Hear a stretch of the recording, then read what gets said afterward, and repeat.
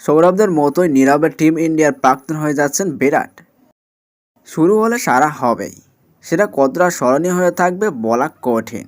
আর 10টা মানুষের মতো প্রত্যেক ক্রীড়াবিদদের জীবনেও একটা সময় আসে নতুনদের জন্য জায়গা ছেড়ে দিতে হয়। তবে জায়গা ছেড়ে দেওয়ার বিষয়টা কখনো আনুষ্ঠানিকভাবে হয়, আবার বেশিরভাগ ক্ষেত্রেই নীরবেই। অনেক ক্ষেত্রে গোল্ডেন হ্যান্ডশেক, বাইরে থেকে হয়তো বোঝা যায় না, মনে হয় সংশ্লিষ্ট ক্রিকেটার হয়তো নিজের ইচ্ছেতেই সরে দাঁড়িয়েছেন। একটা দ্বিধাও থাকে, ছেড়ে দিতে বাধ্য হননি তো। অনেকের আবার টাইমিং দুর্দান্ত, যখনই দেয়াল লিখন পড়তে পারেন কঠিন সিদ্ধান্তটা নিয়েই ফেলেন। বিরাট কোহলির ক্ষেত্রেও কি এমন কিছু হতে চলেছে? ভারতীয় ক্রিকেট হোক বা বিশ্ব ক্রিকেট, বর্তমান প্রজন্মের সেরা ব্যাটার বিরাট কোহলি। ক্যাপ্টেন বিরাট অতীত, ব্যাটার বিরাট কাগজে কলমে এখনও বর্তমান। কথা হচ্ছে ভারতীয় দল নিয়ে। ইংল্যান্ডের বিরুদ্ধে ঘরের মাঠে সদ্য 5 ম্যাচের টেস্ট সিরিজ জিতেছে ভারত।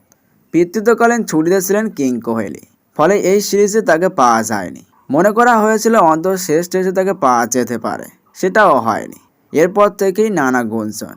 ভারতের তরুণ ব্রিগেড বা রোহিত শর্মার ভাষায় গার্ডেন মে ঘুমনেওয়ালা বান্দে যেভাবে সিরিজ জয়ে অবদান রেখেছে, তাতে একটা বিষয় অন্তত পরিষ্কার, বিরাটকে ছাড়াও জেতা যায়।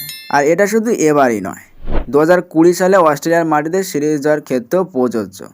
কোহলি বিরাট মাপের প্লেয়ার, ভারতীয় ক্রিকেটে তার অবদান অস্বীকার করার কোনো জায়গা নেই। তবে তাকে ছাড়া ভারতীয় ক্রিকেট এগোতে পারবে না, এই ভাবনা বৃথা।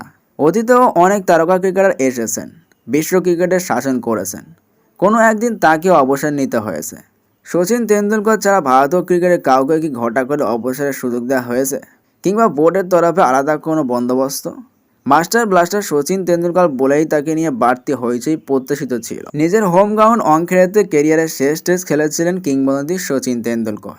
তার সময় ভারতীয় দলে আরও অনেকেই ছিলেন যারা এমন কিছু একটা প্রত্যাশা করেছিলেন। ভারতের সর্বকালের অন্যতম সেরা অধিনায়ক সৌরভ গঙ্গোপাধ্যায় হোক কিংবা রাহুল দ্রাবিড়রা, কিংবা পরবর্তীতে বীরেন্দ্র সেহবাগ, যুবরাজ সিং, কেউই কিন্তু সেই অর্থে বিদায় ম্যাচ পাননি।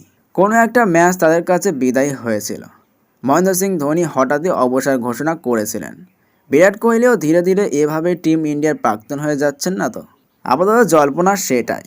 জুনে টি-20 বিশ্বকাপ, কোহলি টিমে থাকবেন কিনা সেই নিয়ে প্রবল জল্পনা।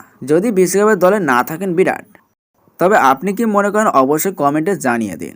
আর সব ধরনের সঠিক আপডেট, অজানা তথ্য, রিয়েল মোটিভেশন ভিডিও পেতে আমাদের আর বাংলা নিউজ চ্যানেলটি সাবস্ক্রাইব, আমাদের পেজটি ফলো দিয়ে বেল আইকনটি অন করে দিন।